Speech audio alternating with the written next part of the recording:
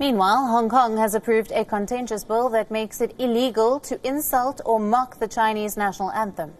It is a move that critics see as the latest sign of Beijing's attempt to tighten its grip on the city. The bill was passed with 41 lawmakers voting for it and just one against. Legislative debate was earlier suspended after pro-democracy lawmakers staged a protest, with one dropping a pot of pungent liquid in the chamber. Now, the ruling comes as people in Hong Kong are set to light candles across the city to commemorate the 1989 crackdown by Chinese troops in and around Tiananmen Square. The pro-democracy camp sees the Anthem Bill as an infringement of freedom of expression and the greater rights that residents of the semi-autonomous city have enjoyed compared to mainland China.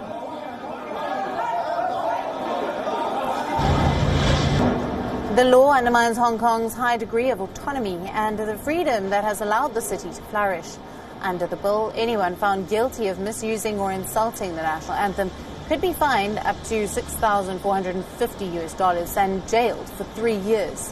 Now, Hong Kong's leader, Carrie Lam, had already made it clear last month that China will not back down on its proposed national security legislation in the region and expressed confidence in Hong Kong's development in the future. 咁當然我哋一行人嚟咧係表達我哋嘅意見啦，亦都會全面配合喺呢個立法工作進入去第二步，亦都有話全國人大常委會咧喺法律草擬嗰方面嘅工作。咁到日後按住呢個決定規定，特區政府咧係需要自己都建立一個健全嘅執行嘅機制啦，加強我哋嘅執法能力，同埋開展有關嘅國家安全嘅教育。Last week, protests erupted again in Hong Kong after Beijing unveiled the new national security legislation.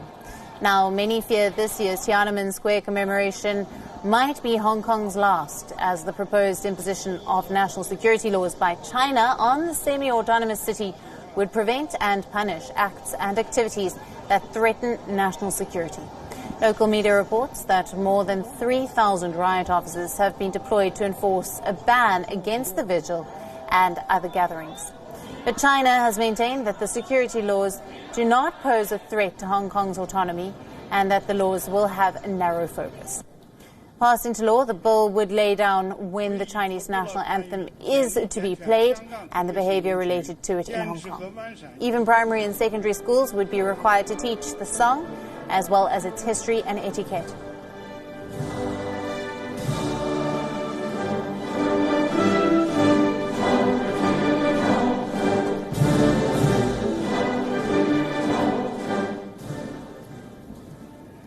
Now, our correspondent, Richard Kimber, joins us from Hong Kong for more on this. Good evening to you, Richard.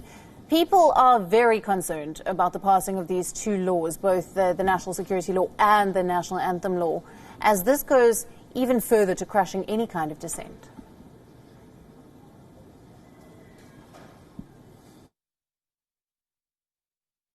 Well, that's right. As you can see around me, there is a huge effort by the pro-democracy campaigners to come out in defiance of a police ban on the attempts to commemorate the victims of the crackdown in Tiananmen Square. And that's all tied now to these two pieces of legislation that are passing through the legislature both in China and here in Hong Kong. First of all, today we have in Hong Kong a new Anthem Bill. That's basically a new piece of legislation that's banning all forms of dissent and criminalising forms of dissent towards the Chinese national anthem. Secondarily, we have a bigger piece of legislation coming from China, a national security law for Hong Kong, which is supposed, in the government's eyes, to ensure stability and prosperity for the future of Hong Kong and try and reduce any threats to national security. But people here, of course, also very concerned about that from a pro-democracy standpoint, because they see these two pieces of legislation on cracking down the freedom of speech and the freedom of expression that Hong Kong has long enjoyed. And that's basically coming together with what's happening right now here.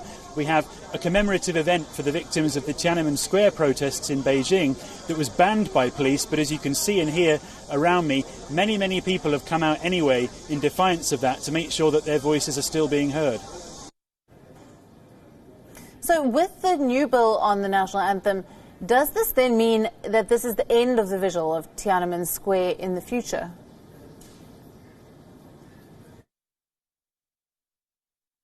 Well, that's a very good question, and that's exactly the concern that many people who have come out here tonight have, because they feel that if this security bill is implemented, and it's due to be implemented by September of this year, then events like this, commemorating sensitive issues in Chinese history, will no longer be possible, because there will be too much pressure from Beijing on the Hong Kong government to allow these types of things to happen. So although none of this is clear yet, there's no ultimatum saying that this will no longer be allowed, and the government here has sought to reassure people on multiple levels that all these changes and these new laws will not affect the everyday life of your average Hong Konger.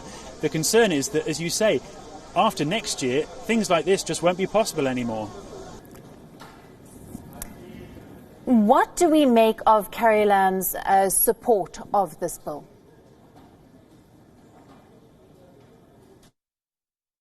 Well, she's in a very difficult position. The position of the Hong Kong chief executive is not a democratically elected position in Hong Kong in the truest sense of democracy. And as she said in her own words during her most difficult moments last year, she is, in her own words, a servant of two masters. She is trying to serve the people of Hong Kong, but of course also trying to serve the government in China. And so she has no option, and neither does the team of ministers around her, but to support these moves from China, whether they be the national security law or pressure for any other type of legislation.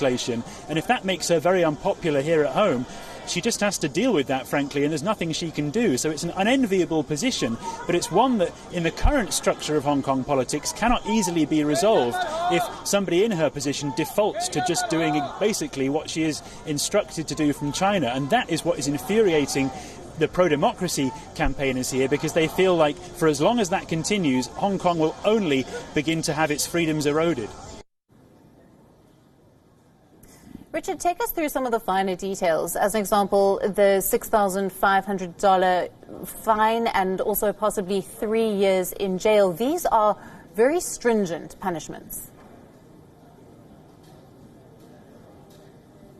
Well, these are the fairly strict terms that have been set out for these bills. I mean, how enforceable they are remains to be seen, and indeed whether or not the police here want to enforce them also remains to be seen, because certainly there is a very difficult situation also for the police here. They have at times last year been caught between the government and doing what some of them actually want to do, which is to protect society. So it's been quite an awkward situation for them too, and it's certainly not easy to maintain any kind of PR for their activities based on what happened last year.